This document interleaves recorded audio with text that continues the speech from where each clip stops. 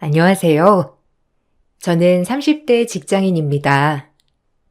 오랜만에 딸아이랑 오붓하게 시간을 보내면서 이런저런 생각을 하다 보니 그동안의 우여곡절이 생각이 나 이렇게 사연을 적어보게 되었습니다. 지금의 단단한 저를 만들어줬던 것도 그때의 일들이기 때문에 어쩌면 그때의 일들이 있었던 게 저에게는 기회가 아니었나 싶네요. 저는 20대 때 젊은 나이에 결혼을 했어요. 남편과는 대학교 때 만나게 되었는데요. 남편은 잘 사는 집안 아들이었습니다. 지역 내에서도 유명한 음식점을 운영한 시댁이었고, 저도 그곳을 알고 있었어요. 반면에 저는 가난한 집 딸이었죠.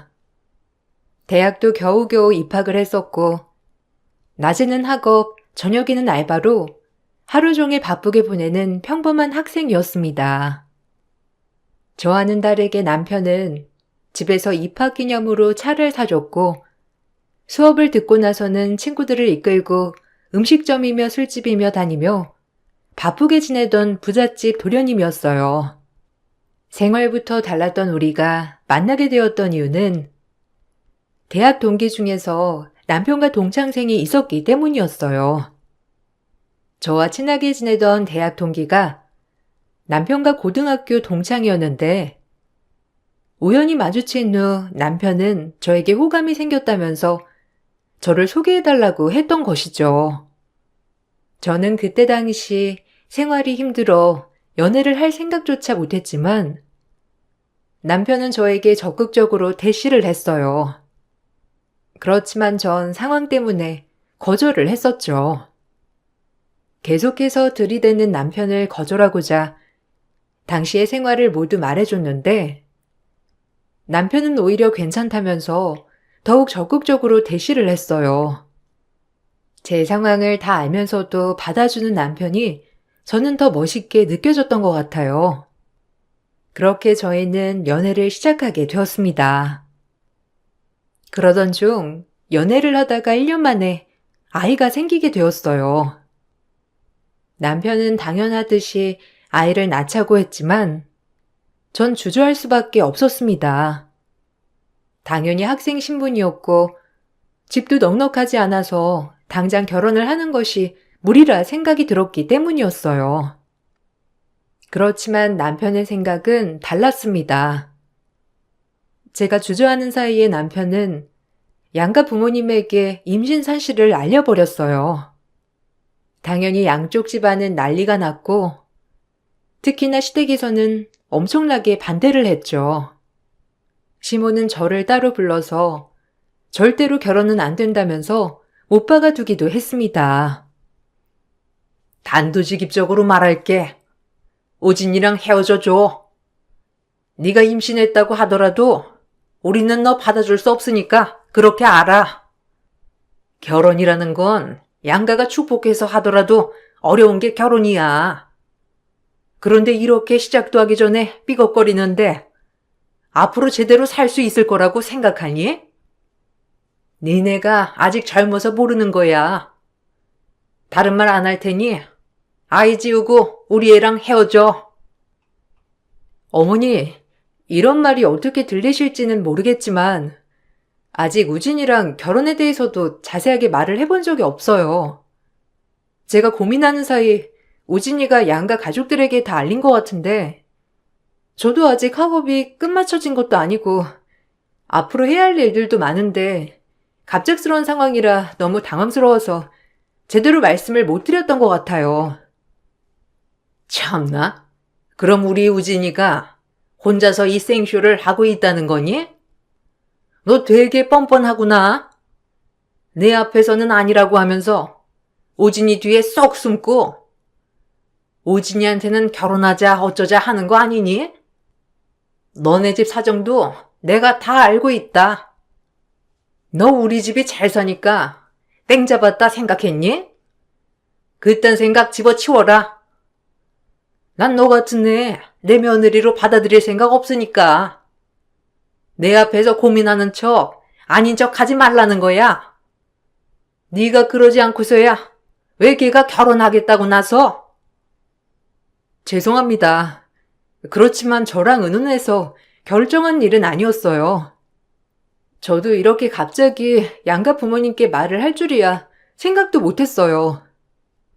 아직 저도 고민하고 있고 어떻게 해야 할지 걱정이 태산인데 우진님 결혼하면 괜찮을 거라 생각하고 있는 것 같아요. 저희도 잘 얘기를 해보겠습니다. 아, 너 정말 영악한 애구나. 이렇게 말하면서 우리 애한테는 약한 척 책임지라는 둥 한 거 아니니? 그래, 너 나한테 이렇게 말하는 것처럼 한번 끝까지 네 말에 책임을 져라. 어디서 거지 같은 집안이 붙어가지곤. 우리 애가 마음이 착해서 봉사하는 걸 좋아해서 그런 거지.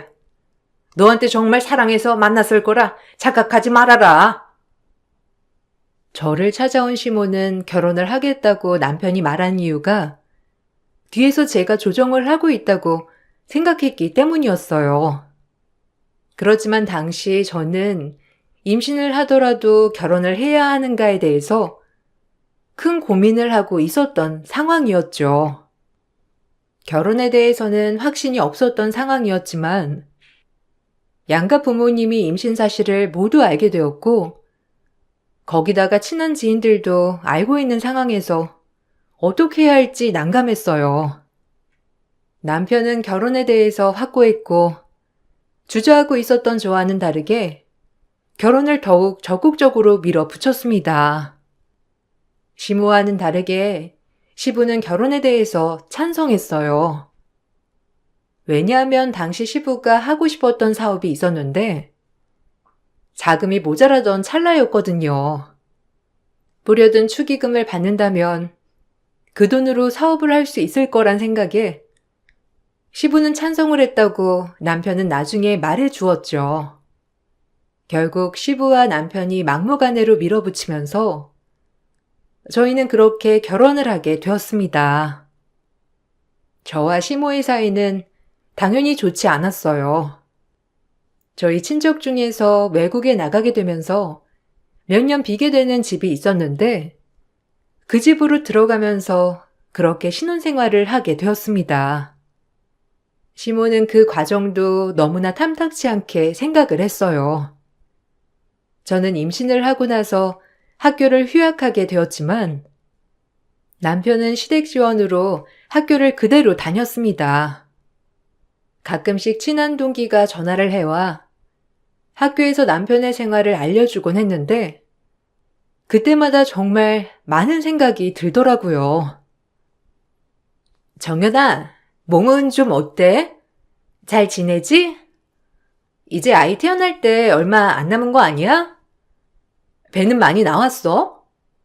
학교에 놀러 와. 안 그래도 애들이 너 어떻게 지내는지 궁금하다고 하는데 시간 내서 보자. 어떻게 결혼하고 나서는 밖에도 잘 안 나오고 우진이는 그래도 꼬박꼬박 학교도 잘 나오던데 너도 그냥 휴학하지 말고 학교 쭉 다니지 그랬어. 너무 아쉽다. 같이 학교 다니면 더 좋았을 것 같은데. 오랜만이야. 그래도 임신한 몸으로 학교 다니긴 너무 힘들지. 벌써 이제 막달이라서 배가 엄청 나왔어.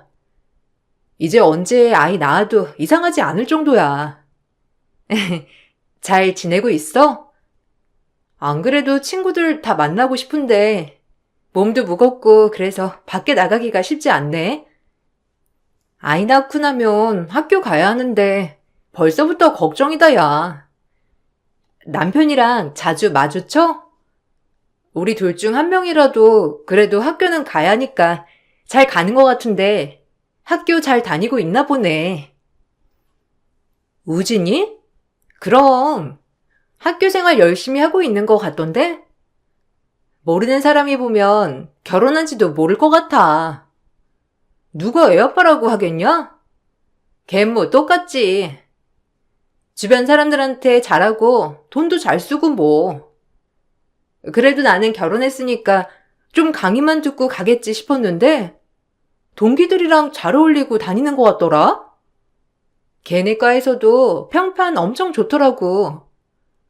결혼한 거 다들 알고 있는데 강의도 빠진 적 없고 성적도 잘 나오고 팀플 할 때도 엄청 적극적이라고 다들 칭찬만 하더라. 거기 과에서는 다들 너 땡 잡았다고 이랬대. 아, 그래? 그렇구나. 하긴 남편은 결혼하기 전에도 잘했으니까. 아쉽다. 나도 강의 듣고 너희랑 같이 점심 먹고 그러고 싶은데. 막상 이렇게 집에만 있으니까 마음이 싱숭생숭하네. 어쨌든 아이 낳고서 한번 보자. 지금은 언제 출산할지 모르니까. 한 번씩 같이 학교를 다녔던 지인들이 전화가 올 때면 많은 생각이 들곤 했어요. 저는 이렇게 생활이 바뀌었는데 남편은 기혼이 되었을 뿐 하나도 달라진 게 없었기 때문이었죠.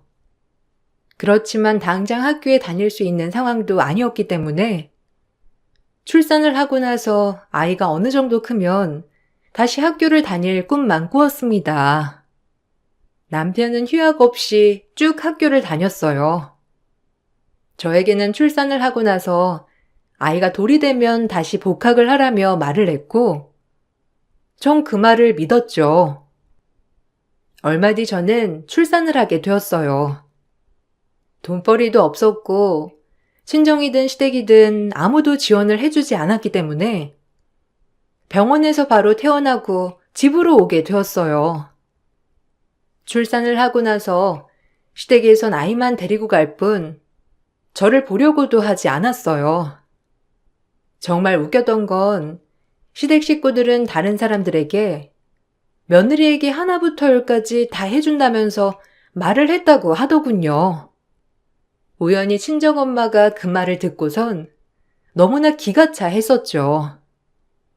갓난아이를 키운다는 건 생각보다 쉽지 않았어요. 친정 부모님은 일을 하느라 집에 오지도 못하셨고 시댁에서는 나 몰라라 하셨죠.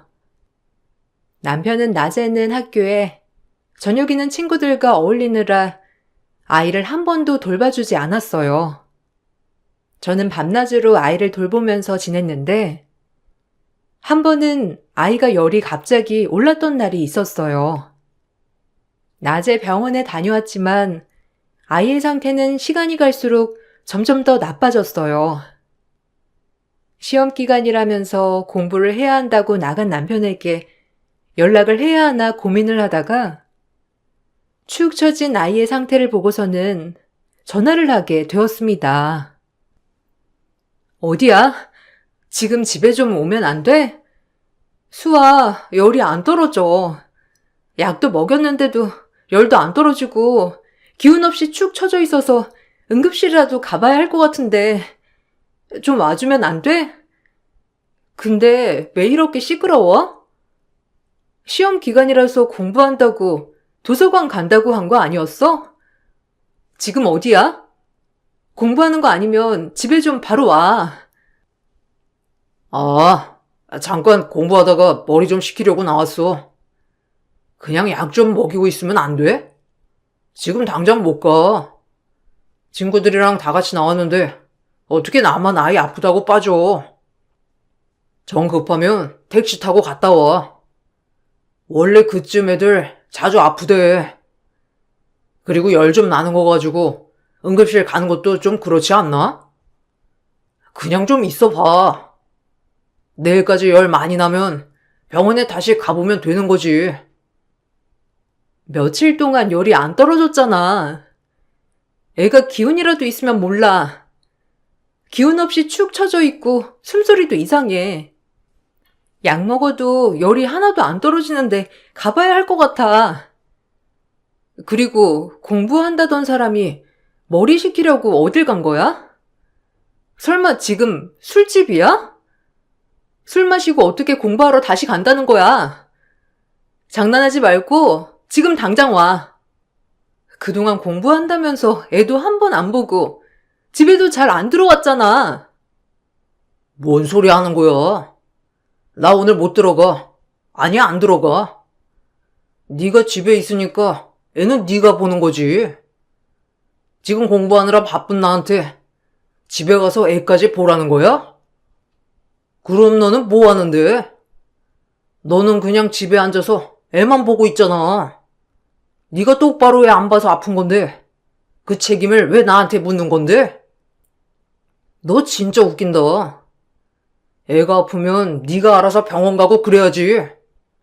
왜 나한테 애까지 보라고 하는 거야? 너 제정신이야? 뻔뻔하네. 뭐? 수아 네 딸 아니야?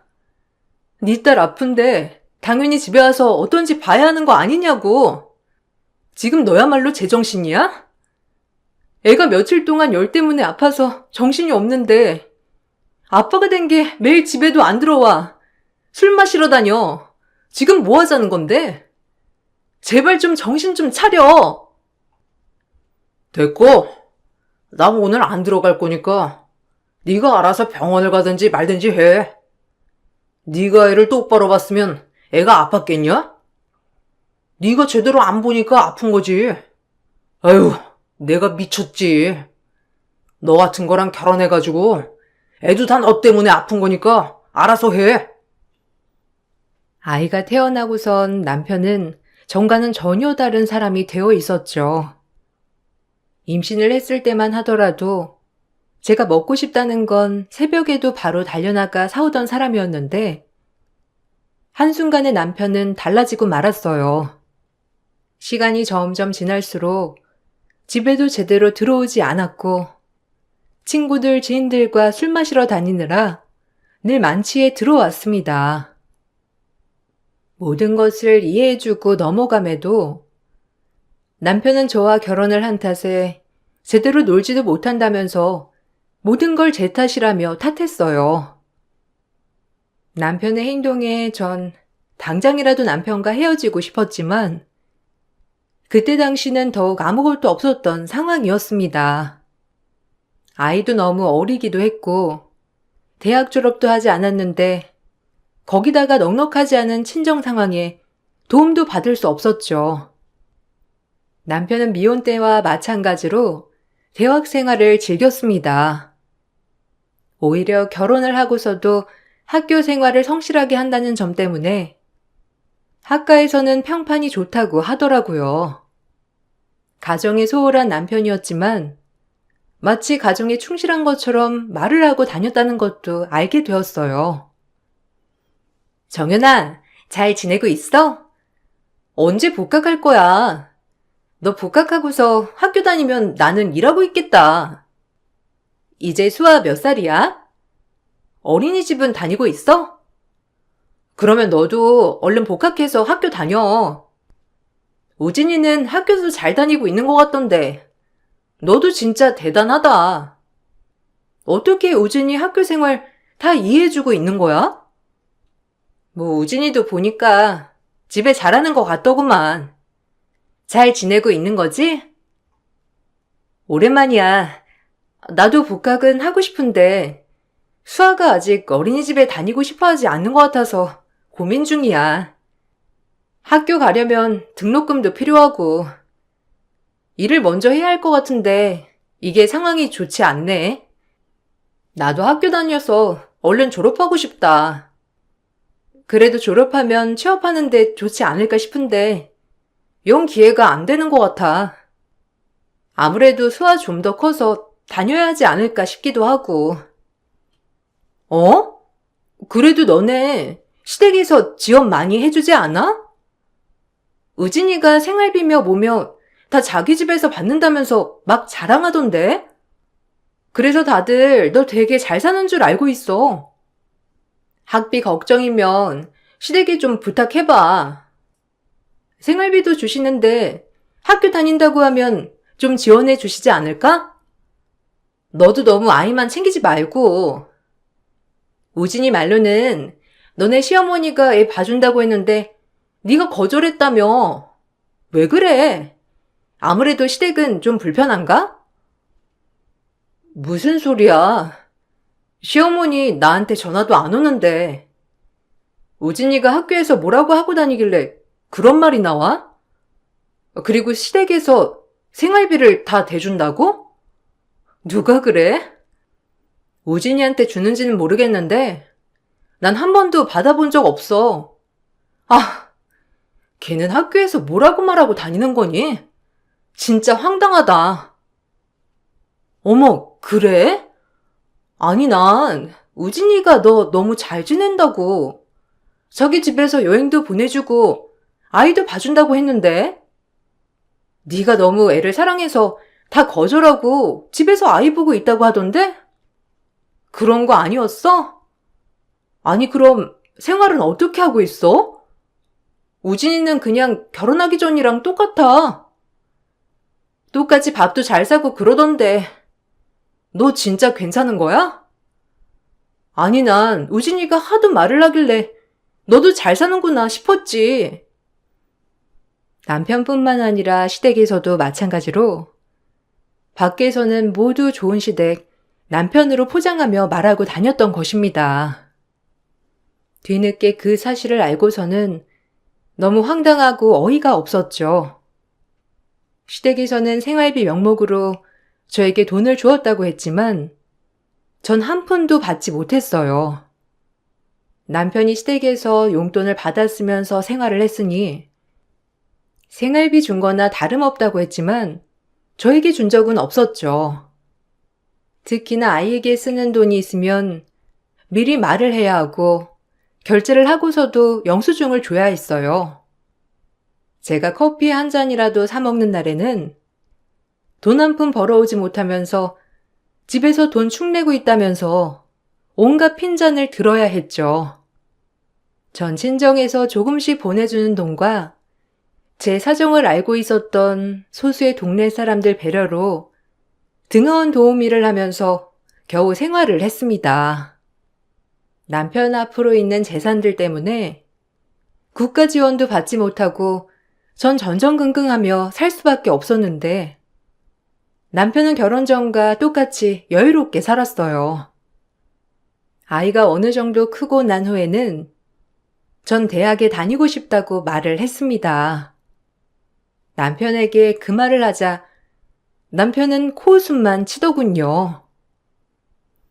이제 수아도 조금 있으면 초등학교 들어갈 텐데 나도 다시 대학을 다니고 싶어. 졸업은 해야 취업을 하지 않을까 싶은데 당신 생각은 어때? 당신은 이제 대학도 졸업하고 취업해서 일도 다니고 있잖아. 나도 대학 졸업하고 내 일을 하고 싶어. 근데 당장 내가 일을 할 수 있는 상황도 아니고 대학 졸업장도 없으니 마땅한 일자리도 없어서 당신이 좀 도와줬으면 좋겠어. 야, 넌 지금까지도 집에서 돈이나 축내고 있었으면서 이제 와서 대학을 다니겠다는 말이 나오냐? 네가 대학 다닐 생각이 있었으면 애 업고서라도 일을 했어야지. 등록금은 누가 내주고? 생각을 좀 해. 수아 초등학교 들어가면 알바라도 해서 대학 등록금 벌던지. 지금 어떻게 도와달라는 거냐? 혹시 너 우리 집에 빌붙으려고 하는 거야? 야, 엄마랑 아빠한테는 내가 자식이지. 네가 자식이냐? 네 부모한테 가서 등록금 내달라고 하던지. 어떻게 그렇게 말할 수가 있어? 당신이 결혼하고 아이 어느 정도 크고 나서는 대학 보내주겠다고 했잖아. 어떻게 전이랑 말이 달라? 지금까지 당신 대학교 다닌다고 애 한 번 안 봐줬던 것도 그냥 넘어갔어. 생활비 안 줘도 내가 어떻게든 꾸역꾸역 벌어가지고 살았는데 당신 어떻게 그럴 수 있어? 당신 아빠잖아. 나중에 아이 키우려면 나도 일하는 게 나아. 근데 지금 대학 졸업장도 없이 어떻게 제대로 된 직장 구할 수 있겠어? 이번에 대학 등록금만 내줘. 그럼 내가 공부 열심히 해서 장학금을 받든지 할 테니까. 야, 네가 무슨 장학금이야? 공부도 못하는 게. 그리고 이번에 내주면 다음에도 이렇게 한 번만 내달라 할 게 분명한데 뭘 믿고 내줘? 못 내주니까 수아 학교 보내고 나서 시간 될 때 일을 하던 뭐라던 네가 알아서 등록금 마련해서 다녀. 장난하는 것도 아니고 너는 내가 돈줄이냐? 뭐 하나 제대로 하는 것도 없으면서 맨날 돈만 달래. 집에만 있는 너한테 돈이 필요할 일이 뭐가 있냐?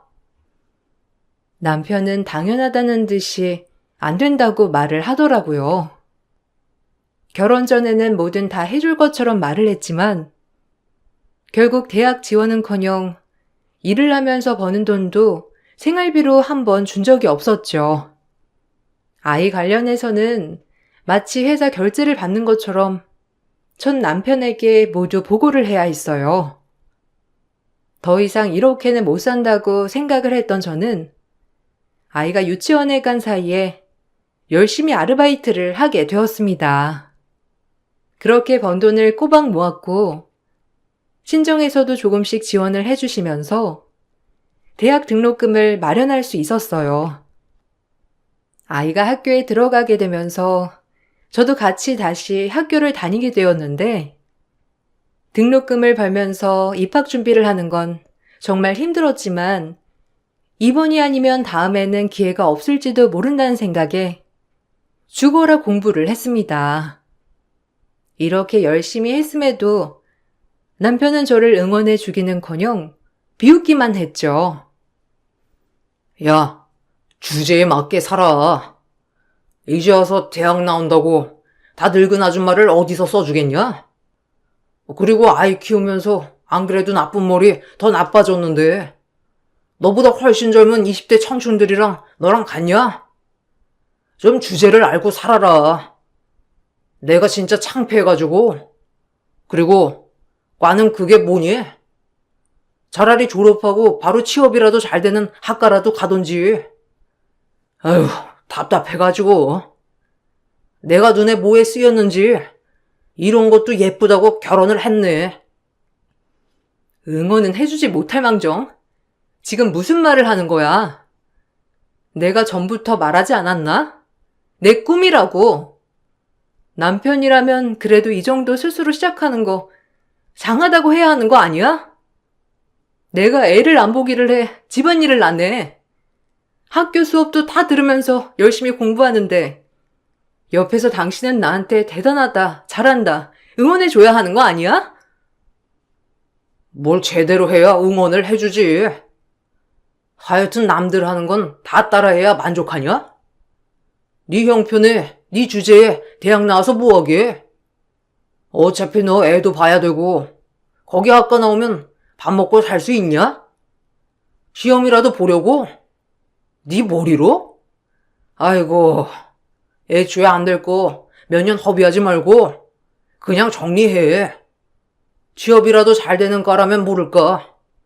뭔 정신인지. 에휴. 두고 봐. 당신이 나 무시하는 거 다시는 그러지 못하게 할 거니까. 당신이 나 무시하는 만큼 나 진짜 열심히 할 거야. 어떻게든 졸업하고 수한테 떳떳한 엄마 될 거니까 두고 보라고. 당신 항상 그랬지? 내 주제를 알라고. 내 주제가 어떤지 나 똑똑히 알았어. 그래서 내가 내 급 좀 높여보려고. 남편의 비아냥에도 저는 열심히 공부를 했어요. 매학기 장학금을 타면서 그렇게 졸업을 하게 되었죠. 제가 대학 졸업을 할 때쯤 남편은 지방 발령이 났고 그렇게 저희는 주말 부부로 지내게 되었습니다. 어차피 가정에는 신경을 안 쓰던 남편이라 저 역시 새로운 일을 시작하게 되면서 정신없이 지냈어요. 처음에는 주말에도 남편이 집으로 오지 않아서 연락을 했지만 남편은 왜 자신을 귀찮게 하냐면서 타박했고 아이가 어떻게 크는지조차 관심도 없었어요. 남편에 대한 기대를 모두 버리고 저는 아이와 둘이 어떻게든 잘 살아보려고 아등바등 생활을 했습니다. 그러면서 저는 작게나마 살 집을 마련해 이사를 가게 되었어요. 생활비 한 푼 보태지 않은 남편은 뻔뻔하게도 그 집을 욕심내더라고요.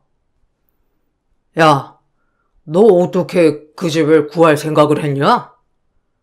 그래도 일은 하긴 하는가 보다. 참나. 이러니까 이게 다 내 덕인 거 알지? 내가 너한테 생활비 줬어 봐. 네가 밖에 나가서 일할 생각이나 했겠냐? 다 내 덕이야. 그러니까 진명이 나한테로 돌려. 나 몇 년 지방 생활하다가 다시 돌아갈 거야. 아니, 집을 구해도 좀 큰 집 구해야 하는 거 아니야? 내가 평생 뭐 여기 지방에서 썩을 줄 알았어? 뭔 소리야. 이거 내가 어렵게 구한 집이야. 그리고 당신 지방에서 평생 있을 거라며. 집에 오라고 해도 싫다고 하고 지방 근무만 하고 지낼 거라고 했잖아. 갑자기 전화 와서 터무니없는 소리 하는 건 뭔데? 그리고 당신 이 집에 집은 하나도 없어. 생활비 한 푼 나한테 보태준 적 없으면서 어떻게 이 집을 탐내? 아무리 사람이 뻔뻔해도 그렇지. 양심이 있으면 그런 소린 못하지. 내가 왜 그 집에 지분이 없어? 너 수아한테 쓴 돈은 내 돈 아니야? 너야말로 뻔뻔하네. 네가 집에만 있으니까 나갈 돈이 없었던 거지. 집에만 있는데 돈 쓸 일이 뭐가 있냐? 너무한 거 아니야? 지방에서 고생하는 남편 생각은 하나도 안 하고 그딴 말이나 하냐? 암튼 나 이번에 올라갈 테니까 명의 변경할 생각해. 알았냐? 원래 그런 건 남자 명의로 해야 하는 거야. 네가 어디서 사기당해가지고 집 날릴 줄 누가 아냐? 헛소리 하지 마. 이 집 내가 고생고생해서 얻은 집이야. 지금까지 미친 듯이 일해서 번 돈이랑 내 대출로 마련한 집인데 당신 지분이 어디 있어? 정신 차려. 당신 집 갖고 싶거들랑 시부모님한테 말해 보던지. 시부모님이랑 당신 주변에는 나한테 집도 해주겠다, 차도 해주겠다 말하고 다녔잖아. 나 그거 하나도 안 받았는데 사실대로 다 말하고 다녀도 괜찮아? 너 그딴 식으로 말만 하기만 해봐. 야, 그거 다 이미지 관리한 거야. 뭐 내가 너한테 나쁘라고 그랬겠냐? 우리가 그런 말 하면서 네 이미지도 좋아지는 거야. 그런 거 다 정중히 거절하고 아이만 키우고 있다고 그런 소린 안 들었니? 참나. 좋게 해줘도 난리네. 아무튼 생각해봐. 명의 나한테 바꾸는 걸로. 알았지? 남편은 뻔뻔하게 집 명의를 주장하기도 했어요. 가정을 전혀 돌보지 않았던 남편이 이런 주장을 하는 게 어처구니가 없었죠. 내가 계속해서 거부를 하자 남편은 최후의 수단을 썼습니다. 바로 저에게 이혼 소송을 하는 것이었어요. 남편은 제가 불륜을 저지르고 있다면서 이혼 소송을 했습니다. 저는 너무나 황당했어요. 이미 시댁 음식점이 있는 동네에서는 제가 은혜도 모르고 불륜이나 저지르는 불륜녀로 소문이 난 상태였죠. 같은 동네에 살고 있던 엄마는 동네방네 소문이 이상하게 나면서 자신이 지나갈 때마다 손가락질을 한다면서 저에게 사실을 물어보기도 했어요.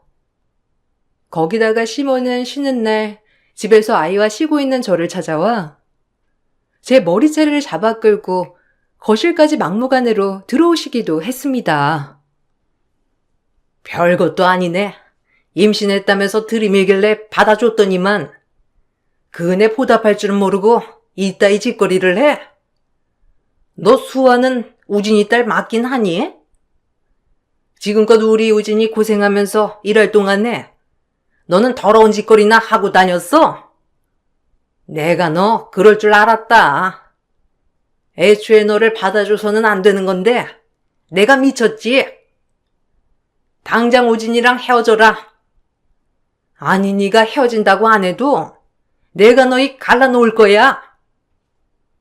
어머님, 갑자기 찾아오셔서 이게 무슨 짓이세요? 그리고 더러운 짓거리라뇨. 제가 뭘 했다고 이렇게 하시는 건데요? 진정하시고 무슨 일인지 설명해 주세요. 저희 남편 집에 안 온 지 오래됐어요. 연락도 잘 안 되고 그랬는데 지금 무슨 소리 하시는지 모르겠네요. 그리고 이혼 소송이라뇨? 제가 무슨 불륜이라뇨? 뭔가 오해가 있으신 것 같은데 그런 짓 저 절대로 하지 않았습니다. 도둑이 자기 도둑질 했다고 말하는 거 봤냐? 네가 이러고 다니니 우리 우진이가 집에를 안 들어오는 거지. 와이프가 밖에서 더러운 짓 하고 다니는데 어느 남편이 집에 오고 싶겠니? 내가 지금까지 너무 아무것도 안 했나 보구나. 내가 너 어떻게든 끌어내릴 거니까 각오해. 돈 없고 백도 없는 네가 뭘 어쩌겠니? 네 인생 내가 끌어내 줄 거야. 도대체 무슨 소리를 하시는지 모르겠네요. 지금껏 손주 한번 보러 오시지도 않아놓고 무슨 소식을 들어 그러시는지 모르겠지만 뭘 하시려거든 제대로 아시고 하세요. 그리고 억울한 건 접니다. 그동안 그래도 아무것도 없었던 저 며느리로 받아주셨으니 그것만으로 감사하다 생각했어요. 근데 이제는 그 감사함도 없을 것 같네요. 갑작스러운 상황에 놀랐던 딸은 바로 옆집 문을 두드렸고 옆집 이웃이 경찰에 신고하면서 상황은 마무리가 됐어요. 이 이후로 저는 더 이상 참을 수 없다고 생각을 했고 이혼법정에 서기 위해서 철저하게 준비를 했습니다. 출석 당일 법원 앞으로 시댁 식구들이 우르르 몰려왔더라고요. 저는 그 앞에 서서 당당하게 인사를 했습니다. 무슨 좋은 일이라고 여기까지 다 몰려오셨어요? 참 당신도 끝까지 가지가지 한다. 뭐 좋은 일 있다고 여기까지 식구들 다 불러 모았어? 왜? 당신 혼자서는 이길 수 없을 것 같아서 그래? 내가 그래도 노력한 보람이 있네. 당신 내가 뭐 하는 사람인지 모르지?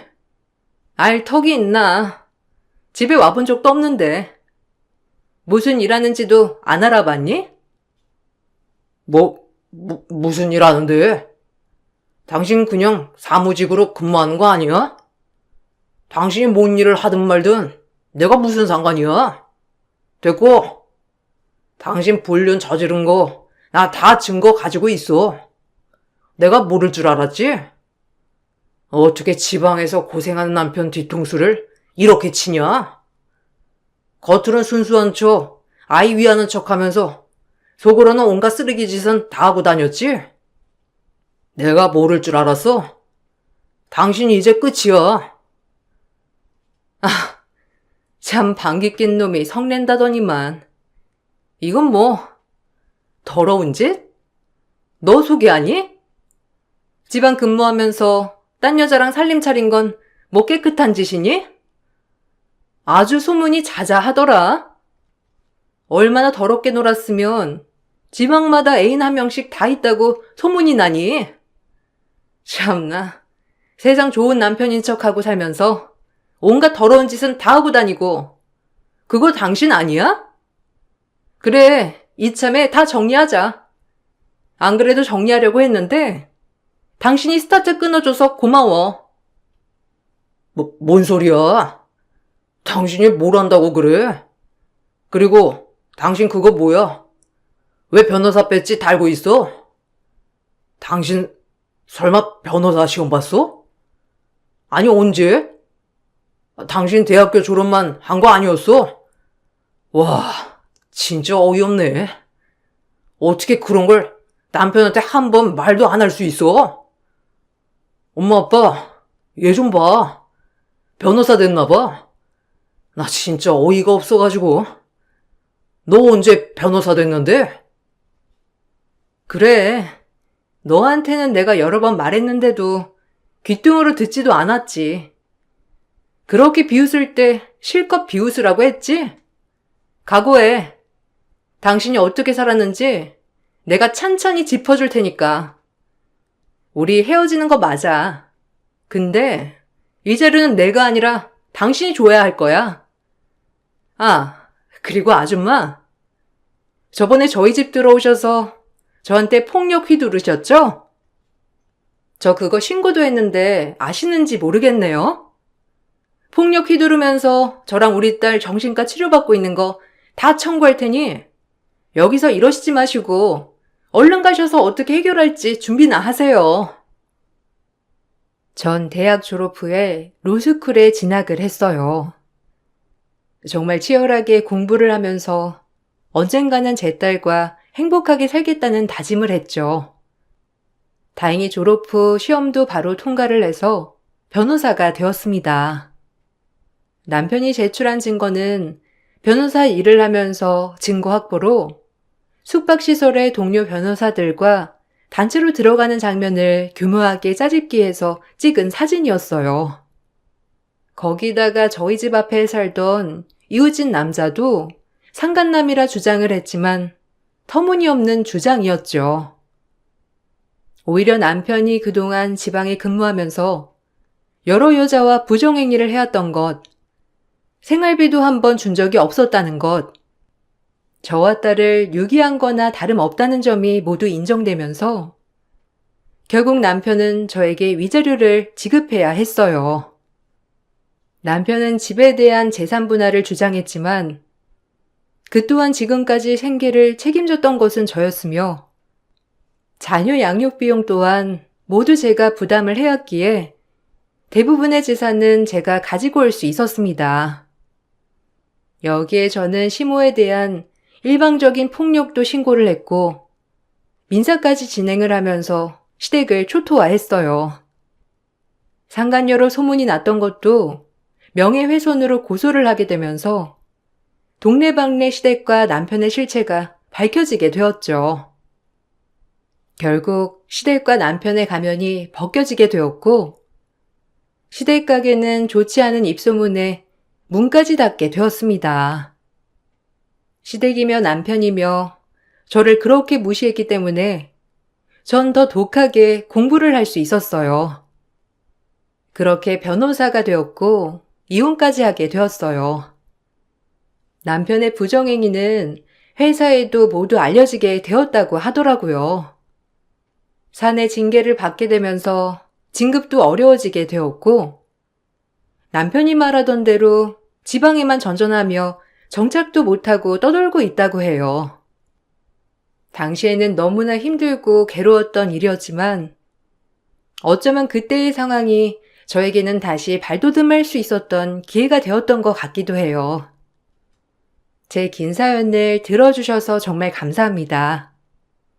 여러분들에게도 훨훨 멀리 날 수 있는 좋은 기회가 오기를 바랄게요. 안녕하세요. 저는 30대 여자입니다. 아마 제가 신청한 사연을 여러분들께서 청취하고 계신다면 이미 저는 시댁에서 추석 명절을 보내고 있을 텐데요. 작년 11월에 남편과 결혼을 하고 시댁 식구들과 첫 명절을 보냈을 때 좋지 않은 일들이 좀 있었어요. 시댁 생활 경험이 부족한 저로서는 많이 당황스러웠고 여러 가지로 난처해진 상황들로 인해 분위기가 심각할 정도로 안 좋아졌었어요. 처음에는 어느 정도 이해를 하려고 했었는데 도가 지나쳤던 두 형님들의 행동이 돌이킬 수 없는 결과를 만들게 되었습니다. 제 이야기의 시작은 첫 명절을 보내기 위해 시댁에 발을 들이게 되면서부터였어요. 그때 당시 이미 시댁 식구들이 한자리에 모여 있었고 저희 부부가 좀 늦게 도착한 상황이었습니다. 차가 좀 막혀서 늦게 도착을 했었는데 시부모님께서는 충분히 이해를 해주셨지만 제 위로 두 형님은 늦게 도착한 저를 이해하지 못했어요. 저희 부부는 최대한 서둘러서 빨리 온다고 노력한 건데 차가 막히는 건 어떻게 할 수 있는 게 아니잖아요.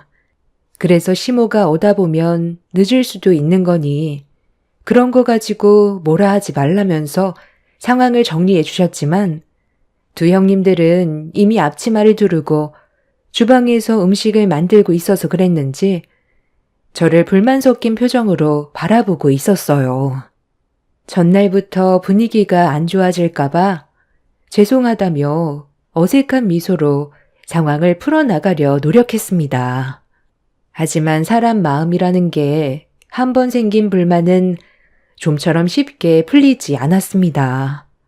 이미 저는 시댁에 늦게 도착했다는 이유로 형님들에게 안 좋은 인상을 심어주게 된 거였고, 관계를 회복하기에는 어느 정도 시간이 필요해 보였어요. 그래서 최대한 두 형님들의 기분이 더 이상 상하지 않게 하려고 눈치껏 행동하면서 시댁에 오자마자 정신없이 음식 준비를 도왔습니다. 첫 명절부터 쉽지 않을 것 같은 느낌이 들었고, 제 예상대로 잠시 시모가 자리를 비우자마자 저에게 말을 붙이며 상당히 신경질적으로 질문을 던졌습니다. 1시간 정도 늦었다는 이유로 저를 잡아먹을 듯이 노려보던 두 형님들한테 너무 서운했었지만 최대한 좋게 풀어가려고 묵묵히 들어주고 있었는데, 아무리 생각해도 이건 좀 아닌 것 같아 둘째 형님의 말에 불만이 생기게 된 저는 결국 받아치게 되었습니다. 전날부터 펼쳐진 신경전에 긴장감이 맴돌았고, 둘째 형님은 제가 말을 받아쳐서 당황했는지 어이가 없다는 듯 흥분하더니 전을 붙이던 뒤집개를 바닥으로 던졌어요. 둘째 형님의 갑작스러운 돌발 행동에 당황한 저도 기분이 상했었고, 서운함이 크게 다가왔던 저는 둘째 형님을 노려봤어요. 동서, 지금 나랑 뭐 하자는 건데? 뭘 잘했다고 눈을 치켜 세워. 명절 첫날부터 늦게 온 동서 잘못 아니야? 내가 동서였으면 새벽같이 출발했을 거야. 서울에서 창원까지 오는데 시간이 꽤 걸린다는 거 모르고 있었던 것도 아니었잖아. 누가 봐도 동서가 잘못했으면 내가 안 좋은 말을 해도 찍소리 하지 말고 묵묵히 들어야 되는 게 맞는 거지. 일부러 늦게 오고 싶어서 그런 것도 아닌데 너무한 거 아니냐고? 지금 상황 파악이 전혀 안 돼? 형님이랑 내가 어떤 모습을 하고 있는지 안 보이냐고. 적당히 한마디 하고 넘어가려 했는데 안 되겠네. 내가 던진 뒤집개 주워서 다시 깨끗하게 닦은 다음 여기 준비되어 있는 전 부칠 재료 동서가 혼자 다 해. 늦게 온 만큼 당연히 그에 따른 대가를 치러야지. 우리는 좋아서 이 짓 하고 있는 줄 알아? 형님, 이거 어쩌죠? 정말 큰일이에요. 하필 들어와도 개념 없는 동서가 들어왔잖아요. 앞으로 동서 정신 상태 고쳐 잡으려면 상당히 힘들겠어요. 형님이 정신 바짝 차리게 한마디 좀 해주세요. 제가 늦게 온 건 잘못한 게 맞는데요. 저도 사정이라는 게 있는 거잖아요. 늦지 않게 오려고 했는데 저희 엄마가 아침 먹고 가라는 걸 무시할 수는 없잖아요. 그건 동서 입장이잖아. 우리가 그런 것까지 이해해 줘야 돼? 그럼 동서도 우리 입장을 이해해 줘야지. 왜 동서만 서운하게 생각하는지 모르겠네. 본인은 어쩔 수 없었다고 얘기하면서 우리가 화내는 건 이해 못하겠다? 그런 억지가 어디 있어? 우리도 시댁에 도착하자마자 음식 준비하느라 얼마나 정신 없었는지 알아? 첫 명절이면 그래도 미리 와서 준비하고 있을 줄 알았는데 1시간이 넘어서 도착했다는 건 도저히 용납할 수 없을 것 같은데? 서운하게 생각해도 어쩔 수 없어. 시작부터 집안의 질서가 무너지면 앞으로 어떻게 될 것 같아? 1시간 그거 늦었다고 세상이 무너지는 것도 아닌데 이해해주면 좋을 것 같지? 한 번이 2번 되고 2번이 3번 되는 거야. 그래서 우리가 이렇게까지 예민하게 행동하는 거니? 투덜거리지 말고 시키는 일이나 똑바로 해. 두 형님들은 저를 조금도 이해해 주려고 하지 않았습니다.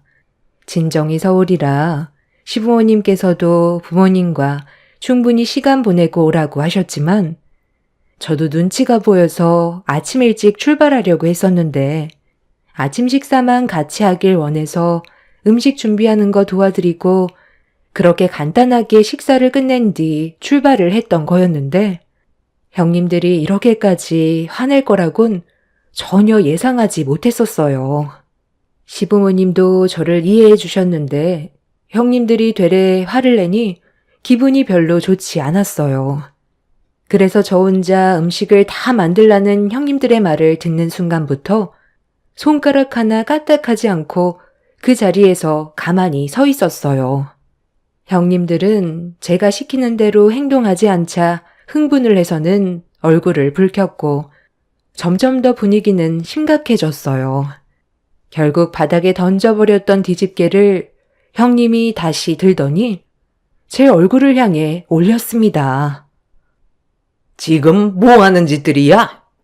설마 했는데 잠깐 자리 비운 사이 셋째 며느리 잡고 있었던 거니?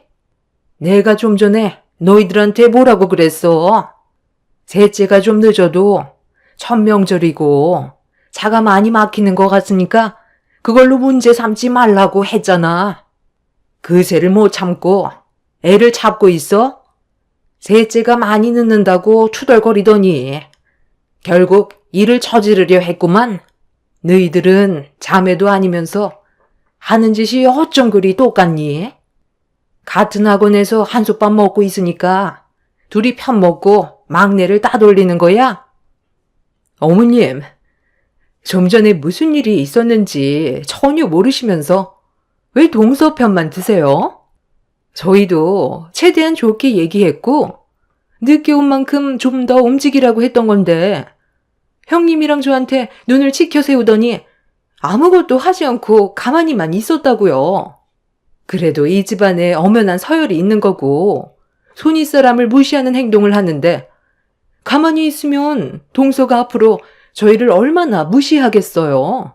그래서 제대로 교육 좀 시키려고 했을 뿐이에요. 동서도 입이 있으면 말 좀 해봐.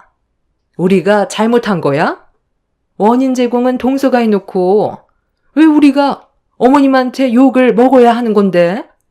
더 상황이 안 좋아지기 전에 동서가 솔직하게 얘기하지. 어머님한테 좀 늦을 것 같다고 미리 연락드렸었고 충분히 이해해 주셨어요. 사고 나지 않게 천천히 오라고 하셨지만 저도 최대한 빨리 도착해서 도와드리려고 노력했는데 형님들은 저를 보자마자 잡아먹을 듯이 달려들었잖아요. 손윗사람이면 그래도 이해해주고 배려해줄 수 있는 거 아닌가요? 너희들은 결혼 좆때 어땠는데? 우리 집에 오기 싫어서 이 핑계에 저 핑계 대면서 최대한 늦게 와서 나 혼자 음식 다 만들고 그제야 도착해선 내가 힘들게 만든 음식 다 싸가지고만 갔잖아. 그때 너희들한테 늦게 왔다고 뭐라고 한 적 있었니? 싫은 소리 해봤자 서로 감정만 안 좋아지니까 최대한 좋은 쪽으로 생각했었는데 너희들은 막내를 조금도 배려해 주려 하지 않고 집안 분위기를 이렇게 만들어? 내가 여기서 막내만 감싸고 돌면 너희들은 나 몰래 또 뒤에서 엄청 뭐라고 하겠지. 집안에 불화 생기지 않게 잘들 지내. 막내 며느리 들어왔다고 주방일에서 아예 손을 뗄 생각이었던 건 아니지? 시간 없으니까 서둘러 음식 준비하자. 내년부턴 이렇게 투닥거릴 거면 각자 알아서들 지내고 모이지 말던가. 형님들은 본인들이 억울하다면서 시모에게 서운한 감정을 표출했지만 더는 아무 말도 하지 않았어요. 두 형님들은 저를 노려봤고 화가 덜 풀린 듯 음식을 만들면서 안 좋은 감정을 표출했습니다.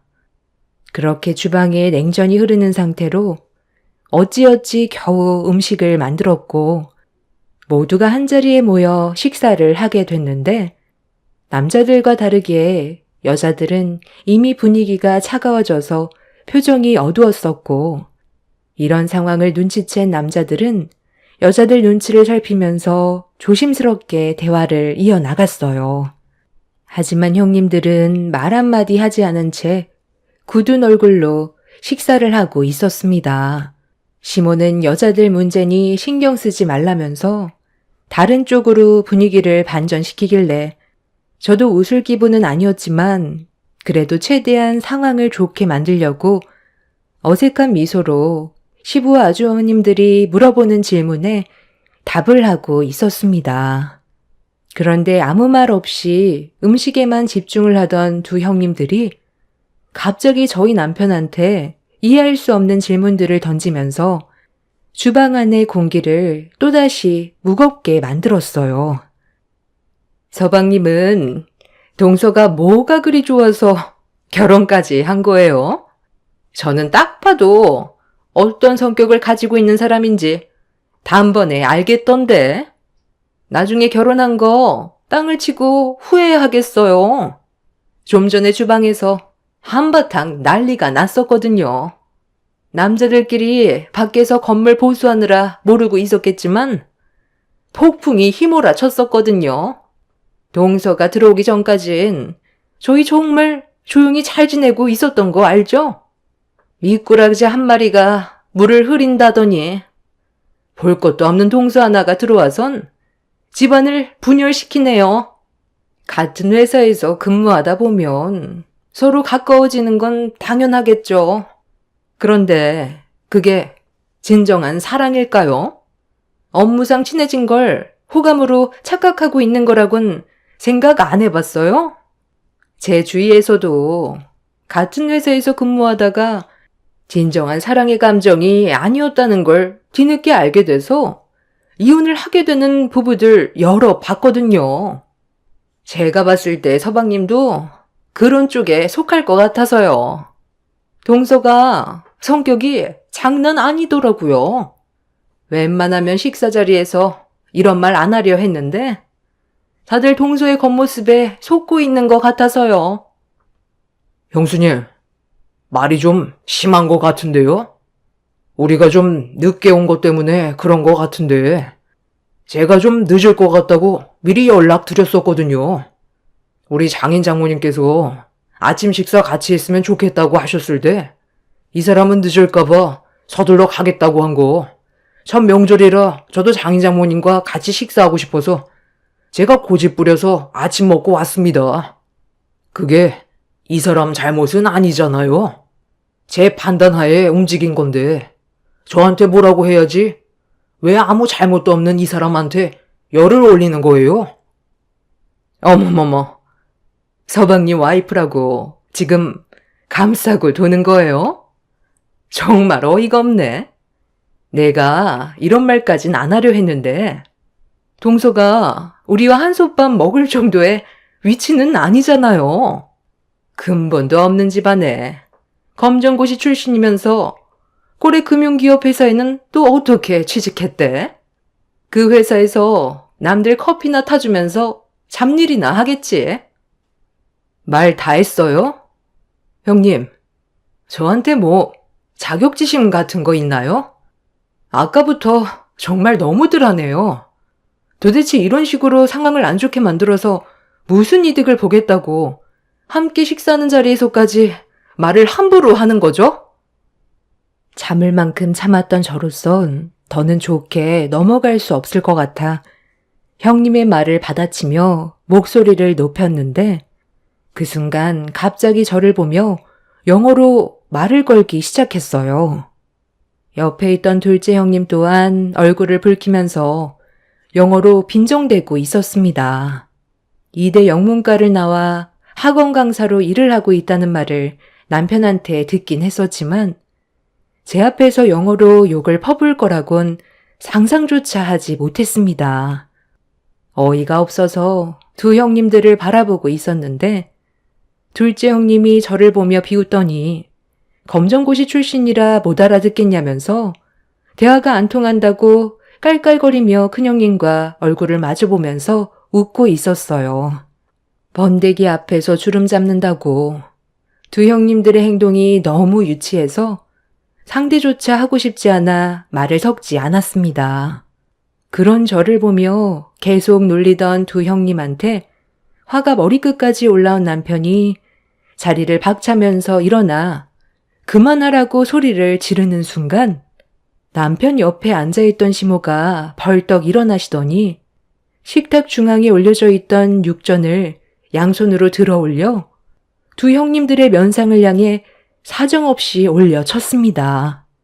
아무도 예상하지 못한 시모의 돌발 행동에 놀랐는지 기겁을 하고 있는데 시모는 거기에서 멈추지 않고 옆에 있던 간장 종지를 들어 두 형님들의 면상에 뿌려버리자 뭐 하는 짓이냐고 시모를 향해 소리치는데 시모의 한마디에 두 형님은 굳어진 얼굴로 저를 바라봤어요. 이대 영문과 나와 꼴랑 학원 강사 일 하는 주제에 어디서 지금 우리 막내 며느리한테 영어로 씨부리고 있어? 나도 다른 건 못 알아들어도 욕은 알아먹을 수 있다. 지금 막내 며느리가 참고 있는 거 안 보이니? 얘가 검정고시 출신인 건 맞는데 너희들 자존심 상할까봐 내가 아무 말도 하지 않고 있었거든? 그런데 너희들 하는 꼬락서니를 보니 사람 되긴 글러먹은 것 같다. 막내 며느리는 너희들보다 훨씬 대단한 대학인 하버드 출신이다 이년들아. 어디 그 학력 가지고 하버드한테 영어로 입을 털고 있어? 너희들 외국인이랑 대화는 제대로 해봤냐? 얘는 검정고시로 고등학력 취득하자마자 하버드 대학에 진학하려고 어렸을 때부터 해외에서 생활했었어. 너희들과는 근본 자체가 다른데 방금 뭐라고 그랬니? 다시 한번 그 주둥이 털어봐. 뭐라고 그랬냐고. 왜? 내가 하버드 출신이라고 하니까 믿기지가 않아? 이걸 보여줘야 정신이 번쩍 들 것 같니? 자, 봐봐라. 내가 막내 며느리한테 졸업식 날 찍은 사진 좀 달라고 했다. 너희들은 모르고 있었겠지만 우리 막내 며느리가 하버드 대학 나왔다는 게 너무 자랑스러워. 지인들 만나면 자랑하려고 핸드폰에 며느리 졸업사진 항상 가지고 다닌다. 이래도 못 믿겠니? 이대 나와서 학원 강사하는 너희들과 금융회사에 다니는 막내 며느리와 비교가 된다 생각해? 너희들이 영어로 씨부릴 때 막내 며느리가 속으로 얼마나 어이없고 우스웠겠니? 예전에 해외여행 한번 갔을 때 음식 하나 주문하는데도 엄청 터듬거리면서 말도 제대로 못하더구만. 욕은 아주 자연스럽게 나오나 봐. 너희들이 방금 한 행동에 대해 진심으로 사과해라.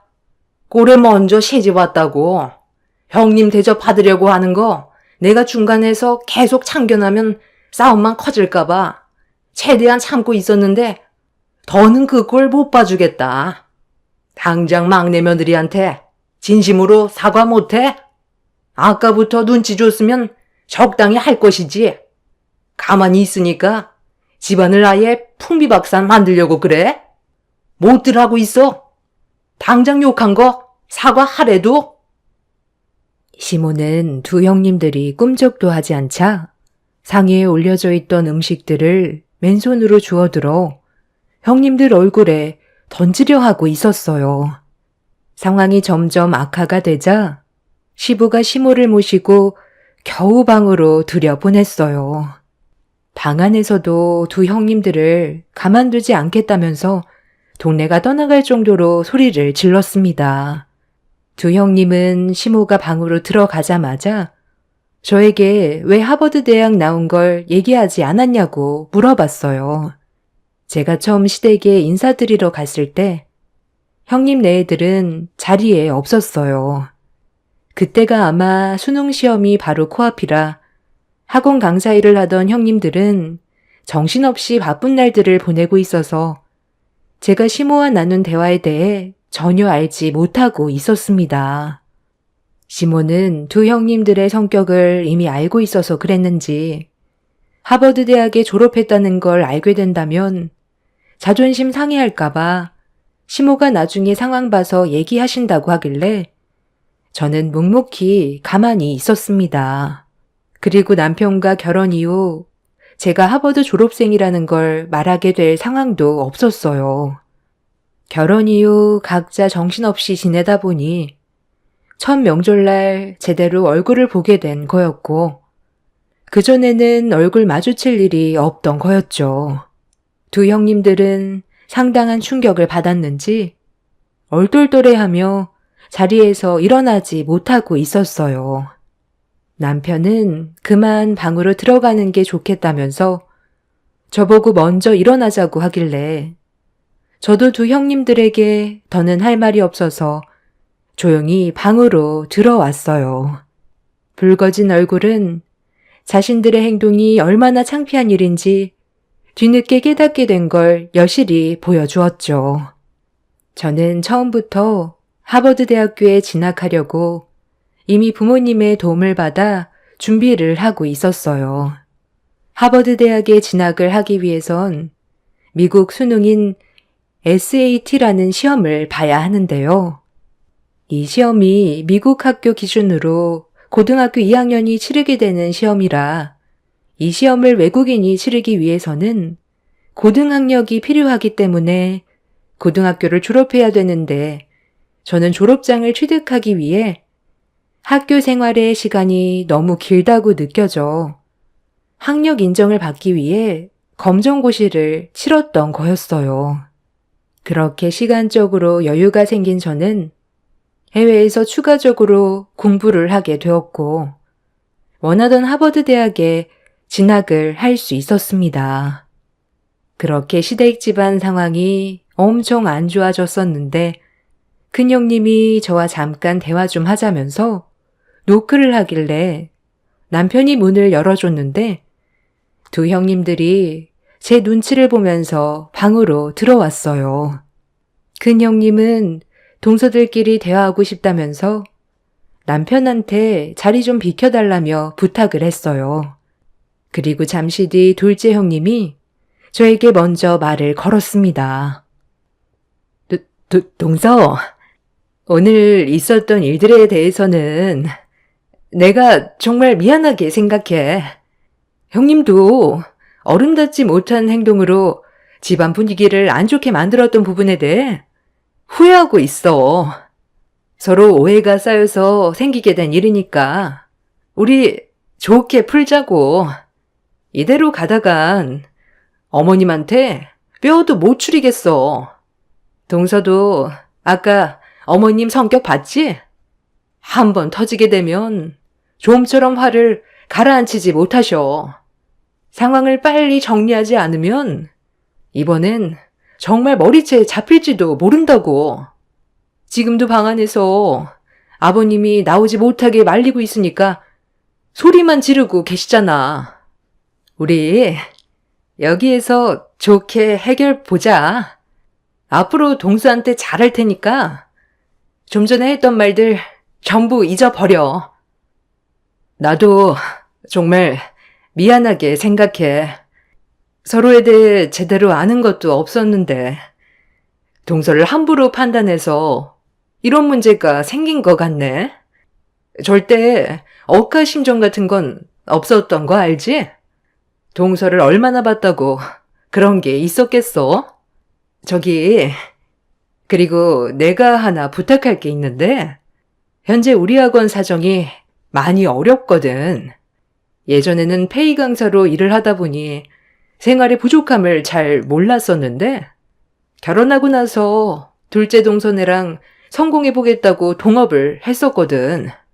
가족들끼리 학원 하나 차리면 예전보다 삶이 좋아질 거라 생각했는데 그게 아니더라고. 여러 가지로 부딪히는 게 많았고 최근에 전염병 때문에 학원이 정말 힘들었었잖아. 그래서 폐업을 해야 되나 고민까지 하고 있었어. 최근에 다시 조금씩 안정권에 접어들긴 했는데 여러 가지로 스트레스를 받다 보니까 동서한테 좋은 말이 나가지 않았던 것 같아. 이런 안 좋은 상황 속에 정말 염치 없지만 우리 좀 살려주면 안 될까? 일주일에 3번이라도 좋으니까 조금만 짬내서 우리 학원에서 강의 좀 해주면 안 돼? 무보수로 해달라는 거 아니야.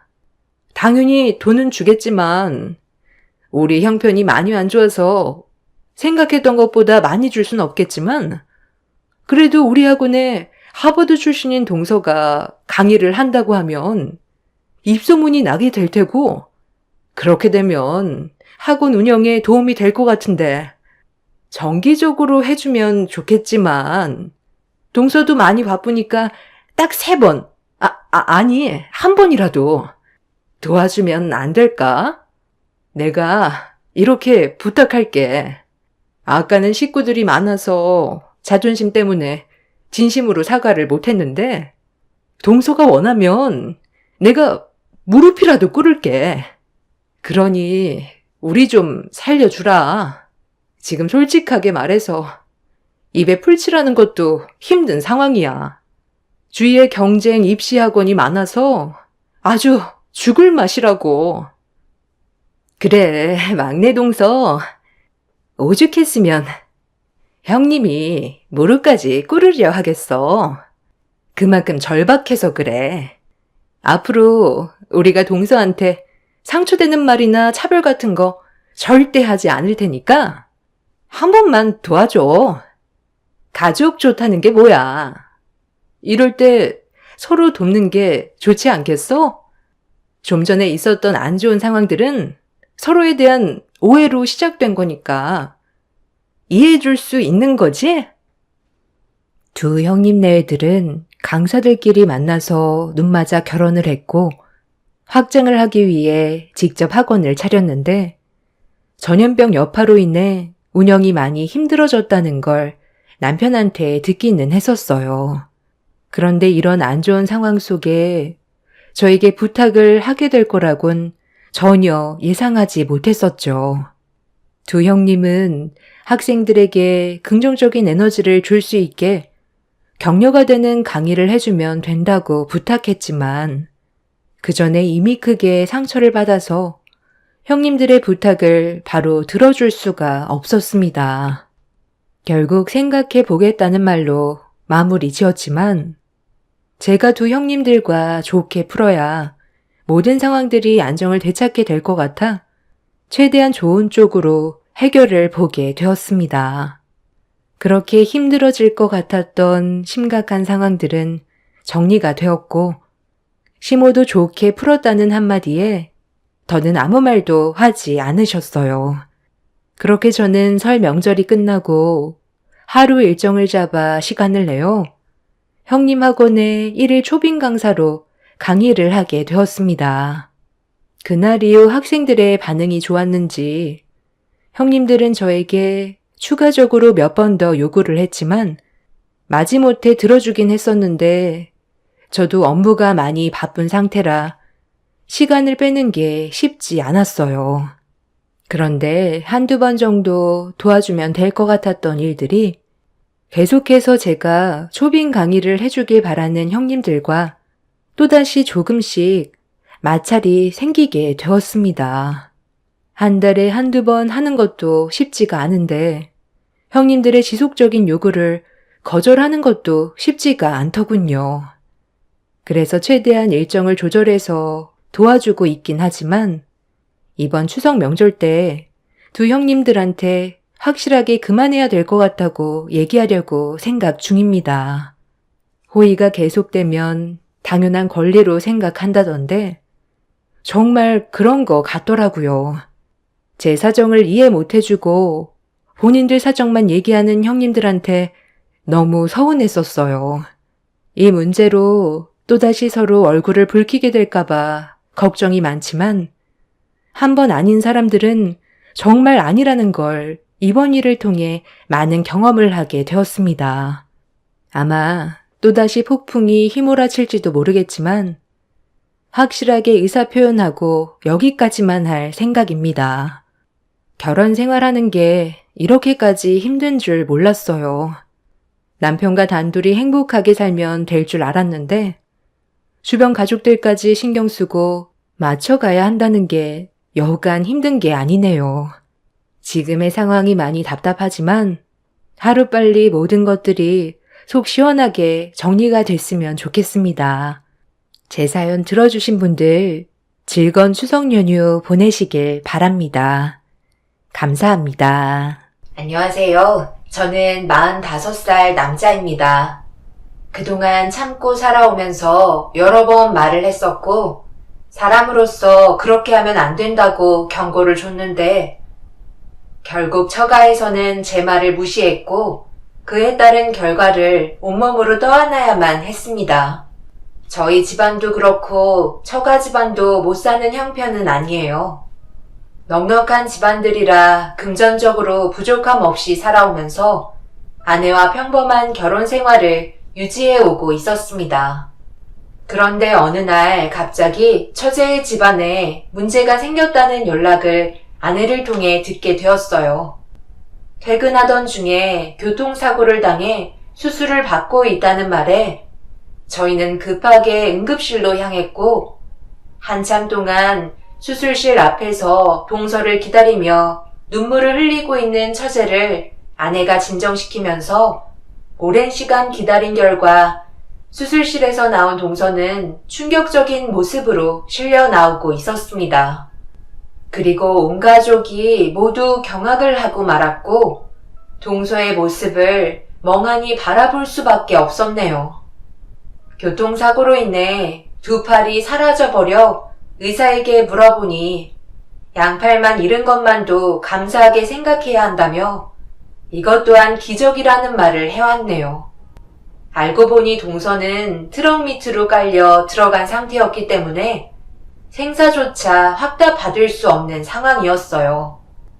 그리고 다행히 다른 신체 부위는 어느 정도 골절과 타박상 정도만 있었습니다.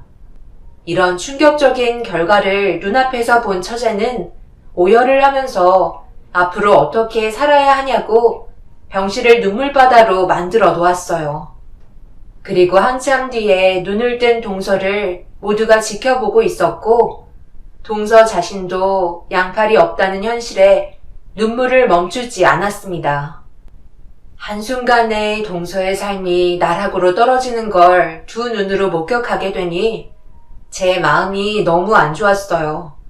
그동안 함께 지내면서 봐왔던 동서는 언제나 열심히 살아왔었고, 항상 매사에 긍정적인 모습을 보여주면서 저에게도 많은 걸 느끼게 해줄 만큼 좋은 성격을 가지고 있었지만, 양팔을 잃게 된 동서는 좌절을 했고 앞으로 펼쳐지게 될 삶을 두려워하고 있었습니다.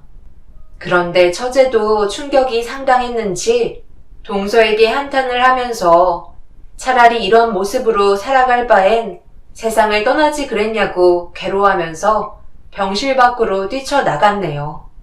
그렇게 저희 모두는 어느 정도 회복하는 시간을 가져야만 했고, 동서가 하루빨리 현실을 받아들이고 앞으로 어떻게 살아가야 할지 계획을 세우는 게 제일 급한 문제였어요. 동서가 살고자 하는 의지를 보여야 다음 단계로 넘어갈 수 있었기 때문에 힘들겠지만 현실을 받아들이고 재활치료를 권했습니다. 정말 다행이었던 건 워낙 성격이 긍정적이라 정신을 바로잡는데도 오랜 시간이 걸리지 않았고, 일단 의사가 하라는 대로 움직였습니다. 이제 퇴원해도 된다고 하네. 의사가 통원치료 받으면서 생활해도 될 정도로 몸 상태가 많이 좋아졌대. 양팔만 없는 것 뿐이지 다른 일상생활하는 데는 크게 문제 없다고 하셨어. 그리고 앞으로 생활하는 건 우리 부모님 집에서 함께 지내기로 했어. 그래야 도움을 받을 수 있지. 나 혼자서는 당신 보살피는 거 힘들다고. 나는 일도 해야 되잖아. 엄마가 일손 거들어 주실 분도 구하셨다고 하니까 그렇게 알고 있어. 큰 불만 같은 거 없지? 당신이 지금 이것저것 가릴 처지는 아니잖아? 그렇게 동서는 처가에서 보살핌을 받게 되었고, 힘내라고 위로의 말을 해준 뒤 저희 부부도 집으로 돌아왔습니다. 동서는 지금까지 홀로 이 험난한 세상을 이겨내오며 살아왔었어요. 어렸을 적 부모님과 헤어졌는데 그날 이후 2번 다시 만날 수가 없었다는 말을 듣게 되었었죠. 동서의 과거를 전부 다 알 수는 없지만 그동안 살아오면서 악착같이 돈 벌어 자수성가했고 그 결과 남들의 부러움을 살 정도로 부유한 삶을 살아왔었습니다. 그리고 처제를 만나 결혼까지 하게 된 거였죠. 그런데 앞날이 창창한 동서에게 이런 끔찍한 일이 닥칠 거라고 누가 알았겠어요. 한쪽 팔만 잃었다면 그래도 어느 정도 생활이 가능했을 텐데 2팔을 잃었다는 건 삶을 포기하라는 거나 마찬가지였죠. 그리고 처가댁의 도움을 받아 생활을 하던 동서는 더 이상 운영하던 사업을 이끌어 갈 수 없다고 생각했는지 처분을 하게 됐다는 소식을 듣게 되었고 언제나 좋은 생각만 하고 있던 동서가 점점 힘들어하는 모습을 아내를 통해서 전달받았지만 저희가 처가에 가는 걸 원하지 않고 있었어요. 처제가 많이 힘들어하기 때문에 아내와 저는 나중에 연락하면 오길 바라고 있었습니다. 모두가 예민했던 시기인 만큼 서로가 조심해야만 했어요. 그렇게 몇 달의 시간이 흐른 뒤에야 처가의 초대를 받을 수 있었네요.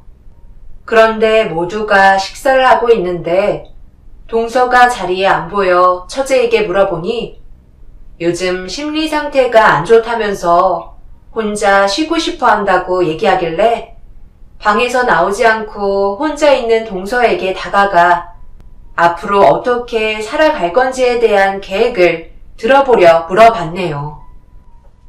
제가 무슨 계획이 있겠어요. 양팔 없이는 아무것도 할 수가 없어요. 볼일 보는 것도 도움을 받아야 하는 제 인생은 이제 쓸모 없어졌다고요. 저에게 더 이상 위로의 말은 아무런 소용이 없어요. 어떻게든 부딪혀보면 살아갈 수 있겠지 생각했는데 하루하루 버티면서 시간을 보내다 보니까 이제야 현실을 알겠더라고요. 저는 살아있으면 안 될 존재였어요. 차라리 이렇게 살 바엔 그냥 세상 떠나는 게 훨씬 더 좋았을 거라는 생각이 지금은 머릿속에서 지워지지 않을 정도로 왜 하필 저한테 이런 시련이 왔는지 너무 한탄스럽네요. 그래도 형님께서 언제나 저에게 정신적으로 많은 의지가 되어주셔서 버티다 보면 좋아질 거라 믿고 있었지만 날이 가면 갈수록 모두에게 불행만 안겨줄 뿐이었어요. 그렇다고 삶을 포기할 거야? 그래서 달라지는 게 뭐가 있는데 나는 진석이가 겪고 있는 지금의 현실을 전부 다 이해할 수는 없어. 내가 겪고 오지 않으니까 당연히 격려적으로 좋은 말만 해줄 수밖엔 없지. 하지만 나도 똑같이 아프다는 것만 알아줬으면 좋겠어. 앞으로 무슨 일이 있던지 헤쳐나갈 수 있는 방법은 생각해보면 정말 많을 거야. 그러니 너무 극단적으로 모든 걸 결정하려 하지 말고 나와 함께 어떻게 살아가면 좋을지 또 다른 계획을 세워보도록 하자. 그래도 진석이 너는 악발이 근성이 있어서 금방 일어날 수 있다고. 내가 그동안 너를 봐오면서 본받을 점이 얼마나 많았는 줄 알아? 홀로 지금까지 달려왔던 걸 봐봐. 누가 이렇게까지 성공할 수 있었겠어? 그런 모습을 봐오면서 나 또한 현재를 열심히 살아갈 수 있었고 많은 격려가 되었다고. 동서는 눈물을 흘리면서 다시 과거로 돌아가고 싶다며 괴로워하고 있었습니다. 그런데 처가댁에 들어갔을 때와 다르게 살이 훨씬 더 많이 빠져 있더라고요. 그래서 동서에게 처가에서는 어떻게 지내고 있냐 물어보니 한참 동안 머뭇거리면서 제 눈치를 살피기 시작했고 동서의 입에서 나온 한마디에 경악을 하고 말았습니다. 밥도 하루에 한 번 주고 보살펴 주시는 분이 퇴근하고 나면 볼일 보는 것도 참아야 할 정도로 생활이 많이 힘들다는 충격적인 말을 듣게 되었습니다. 처가에 들어왔을 때 그래도 보살핌을 받을 수 있을 거라 생각했는데 병원에 있을 때보다 더 못한 대우를 받은 동서의 찬밥 신세에 너무 화가 치밀어 올라 거실에서 처가 식구들과 웃고 떠들며 TV를 보면서 동서는 신경도 안 쓰는 모습의 처제를 따로 불렀어요. 지금 한창 재밌을 땐데 그냥 얘기하시면 되지. 왜 따로 부른 거예요? 중요한 거 아니면 나중에 다시 얘기하면 안 돼요? 처제가 지금 하는 행동이 맞는다고 생각해? 진석이를 돌봐주시는 분이 오늘 볼 일이 있으시다고 4시에 퇴근하셨다며. 그런데 지금 몇 시야? 저녁 11시야. 지금까지 화장실을 안 갔다는 게 말이 된다고 생각해? 이럴 거면 뭐하러 여기에 데리고 있는 건데? 내가 진석이한테 물어보니까 보살펴 주시는 분께서 퇴근하시면 물 한 잔도 일절 주지 않고 먹을 건 구경도 못 한다며? 아직까지 사고 후유증으로 제대로 걷지도 못하는 진석이가 불쌍하지도 않아? 그래서 무슨 말이 하고 싶은 건데요? 그럼 직접 해보시던가요? 옆에서 보살펴주는 게 쉬운 줄 알아요? 많이 먹으면 뭐해요? 화장실만 많이 가지. 뒤처리 해주는 게 얼마나 곤욕스러운데요? 데리고 사는 것도 감사하게 생각해야 한다고요. 처제, 그렇게 안 봤는데 원래 이런 사람이었어? 처제는 남이 아니라 동서의 아내라고. 둘이 사랑해서 결혼한 거 아니야? 형부야말로 원래 이렇게 오지랖이 넓은 사람이었어요? 제가 방금 뭐라고 그랬어요?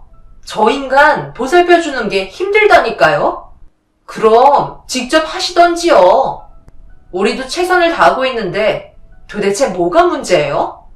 항상 뒤에서 온갖 착한 척은 혼자서 다 하고 실질적으로 해주는 건 아무것도 없잖아요. 제발 적당히 좀 하세요. 이러면 저 인간이 더 싫어진다고요. 처음 아내와 결혼했을 때부터 느꼈던 건 처제는 입이 좀 거칠어서 저와 몇 번이나 오해를 불러일으킨 적이 있었어요. 한마디로 어른을 공경하지 않고 버릇이 없기 때문에 행동들 하나하나가 눈에 거슬릴 정도였죠. 그런데 이번에는 정말 너무하다고 생각했었어요. 자기 남편이고 그동안 가정을 위해 열심히 뛰어왔는데 정작 밥 한 숟갈 뜰 수 없는 것도 모자라 화장실에서 볼일조차 볼 수 없으니 저도 인내심의 한계에 도달하고 말았습니다.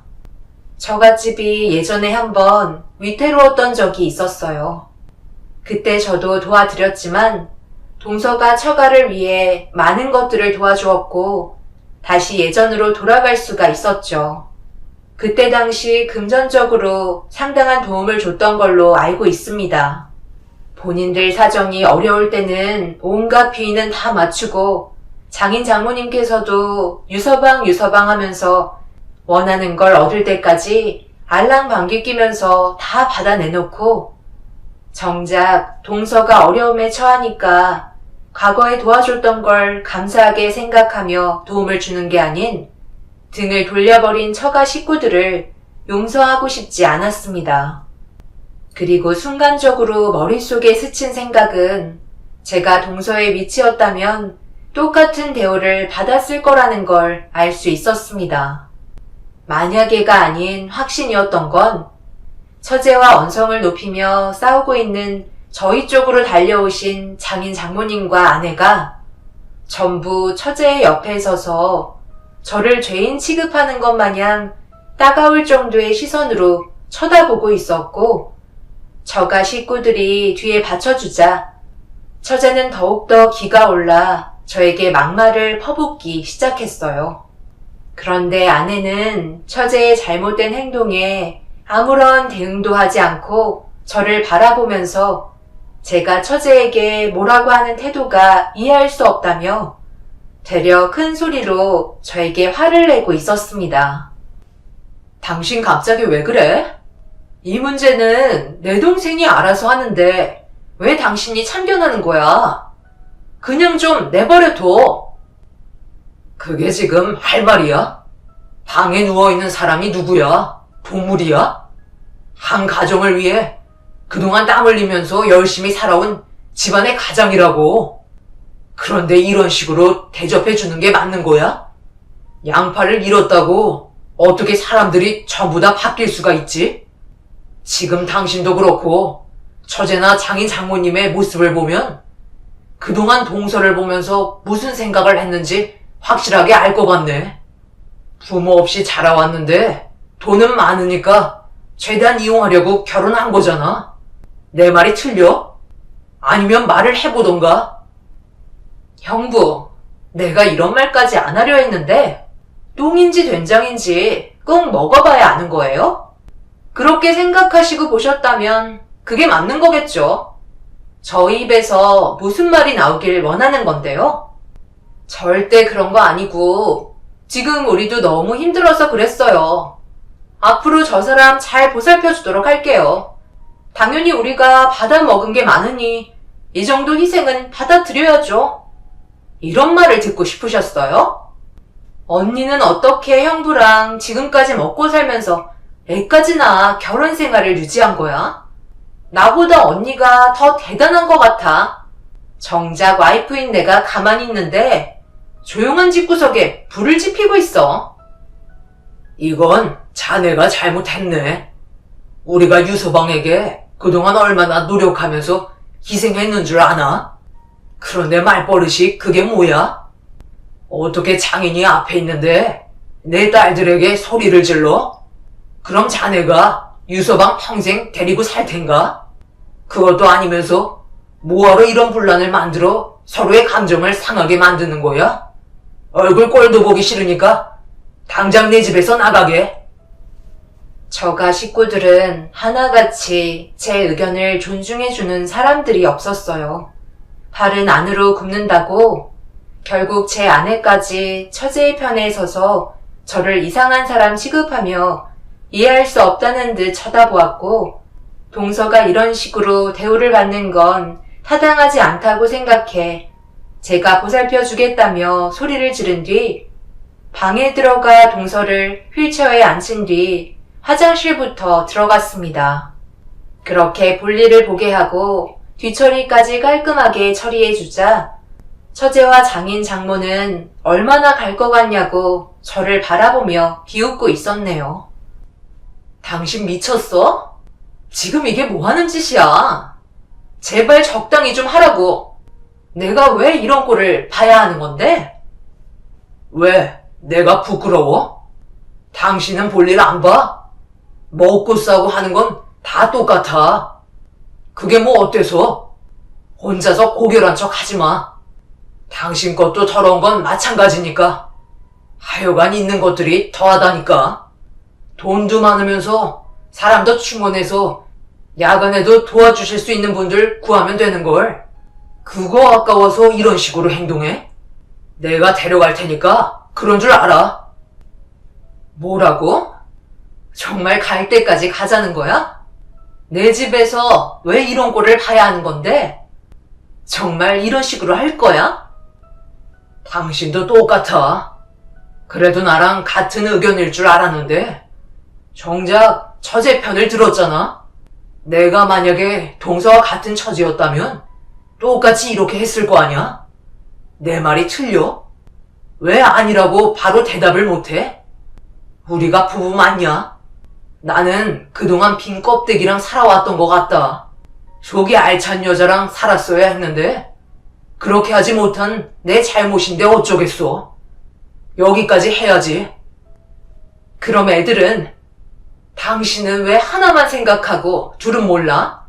상처받을 애들 생각은 전혀 안 하는 거야? 제발 이성을 찾으라고. 애들이 나를 창피해 할까? 당신을 창피해 할까? 되려 내가 내린 결정을 대단하다고 생각하고 존중해 줄 거야. 모두가 함께 해결 방법을 찾고 좋은 방향으로 이끌어갈 수 있는 걸 이런 식으로 만든 건 내가 아니라 당신 식구들이라고. 저는 동서를 휠체어에 앉힌 뒤 바로 냉장고로 향했어요. 그리고 먹을 수 있는 것들을 죄다 꺼낸 뒤 동서에게 밥까지 떠먹여줬고 장인 장모는 어이가 없다는 듯 혀를 차며 저에게 정신 나간 놈이라고 이상한 사람으로 취급하셨습니다. 그렇게 동서에게 밥을 먹인 뒤 현관으로 나가려는데 처제가 저와 동서를 멈춰 세웠어요. 그리고 동서의 얼굴에 서류 봉투 하나를 던졌습니다. 제가 주워서 확인해 보니 서류 봉투 안에 있던 건 이혼 서류였고 현관문을 나가는 순간 바로 이혼 절차 밟을 거라며 말도 안 되는 협박을 하고 있었습니다. 그래서 동서에게 다시 방으로 들어갈 건지 아니면 저와 밖으로 나갈 건지 물어보자마자 동서는 조금의 고민도 하지 않고 이혼하겠다는 말과 함께 밖으로 나가자며 처제의 얼굴은 보지도 않았네요. 그래서 휠체어를 잡고 현관으로 나가려는 순간 아내가 비명을 지르며 나가면 절대로 끝이라고 하길래 아내에게 한마디 했습니다. 당신은 나를 사랑한 게 아니라 우리 집안의 돈을 사랑했던 거겠지. 끝이라고 말하면 내가 무서워할 줄 알아? 당신 말고도 세상에 여자는 많아. 내가 굳이 당신이랑 함께할 이유가 없다는 거야. 장인 장모님이 저렇게 나오시는데 당신이랑 처제가 뭘 보고 배우겠어? 이혼 절차 밟을 테니까 우리 인연은 여기까지 하는 걸로 해. 최대한 빨리 정리해 줄 테니까 당신도 다른 남자 만나서 세상 찾아. 그게 우리한테는 제일 좋은 선택일 것 같다. 왜 당신만 생각하는 건데? 내 입장도 봐줘야 할 거 아냐. 이대로 나랑 인연 끝내면 정말 행복하게 잘 살 수 있을 것 같아? 당신과 함께한 내 인생은 그럼 어쩌라는 거야? 양팔 잃은 저 장애인 때문에 내가 왜 이런 말도 안 되는 일을 겪어야 하냐고. 더 이상 들어줄 가치도 없는 여자인 것 같아 두 귀를 닫고 휠체어를 밀며 밖으로 나왔습니다. 그렇게 동서를 차에 태운 뒤 답답한 마음에 바닷가를 찾아 한참 동안 바람을 쐬고 부모님 댁을 찾았네요. 그리고 그동안 있었던 일에 대해 동서에게 물어보니 그때 당시 말하지 못했던 일들이 훨씬 더 많았다는 걸 알 수 있었습니다. 사고 후유증으로 관략근 조절이 잘 되지 않기 때문에 의사는 화장실에 자주 가야 한다고 했는데 동서가 원할 때 도움을 요청했지만 처제도 그렇고 장인 장모님은 보살펴 주시는 분이 퇴근하고 나서는 일절 방에 들어오지 않았다며 아침에 자신을 봐주시는 분께서 뒤처리를 전부 다 해주셨다는 말과 함께 그런 일이 잦아지자 나중에는 밥 먹이는 양까지 전부 다 줄여서 볼일을 최대한 안 보게 죽지 않을 정도로만 음식을 건네주었다고 합니다. 동서가 야간에도 간병인을 불러달라고 부탁했지만 이제 돈도 못 버는 처지에 더 이상 돈 까먹지 말라며 장인 장모님까지 합세해서 반대했다네요. 오죽했으면 낮에 돌봐주시는 분께서 밥과 음식을 따로 가져와서 동서에게 먹일 정도였다는 말을 듣게 되자 저희 부모님께서는 어떻게 사람들이 그럴 수 있냐고 분노하셨고 그제서야 동서는 그동안 쌓였던 서러움 때문에 눈물을 흘렸습니다. 그렇게 부모님 집에서 저와 함께 지내는 동안 많은 것들을 거리낌 없이 도와주셨고 병원에서는 영양 상태가 너무 안 좋아서 걸을 수 있는 힘조차 없는 거라며 건강을 회복하는 게 우선이라는 말에 제가 할 수 있는 모든 걸 동원해 동서가 두 발로 걸을 수 있게 도와주었네요. 그동안 정말 미안했던 게 처제의 말만 믿고 처가에 방문하지 않았던 게 제일 후회스러웠어요. 당연히 모든 걸 알아서 잘 해줄 거라고 생각했던 제 잘못이었습니다. 조금의 관심을 더 줬더라면 동서가 영양실조에까지 걸리지 않았을 텐데 처제와 아내의 말만 믿고 움직인 제가 너무 원망스러웠어요. 그래서 더 많은 걸 챙겨주고 싶었고 양팔을 잃은 동서가 할 수 있는 무언가를 찾기 위해 대화도 많이 하면서 앞으로의 계획을 세워 나갔습니다. 그리고 처제는 동서와 이혼을 선택하게 되었고, 아내는 저와 마지막으로 대화하기를 원하길래 서로 얼굴을 마주보게 되었네요. 어차피 둘은 함께 할 수 없을 정도로 마음의 골이 깊어진 상태였어. 내가 당신한테 말하지 않은 건 정말 미안해. 나는 그동안 모든 걸 알면서도 모른 척 했던 건 사실이야. 하지만 내 사정도 생각을 해줘야지. 나도 힘들었다고. 동수한테 들어서 알고 있었어. 그동안 나만 모르고 있었던 거지. 어떻게 처가에 시도 때도 없이 드나들었으면서 나한테 한 번도 간 적 없다고 거짓말을 할 수가 있어? 그러고도 당신이 사람이야? 동수한테 영양실조가 왔었대.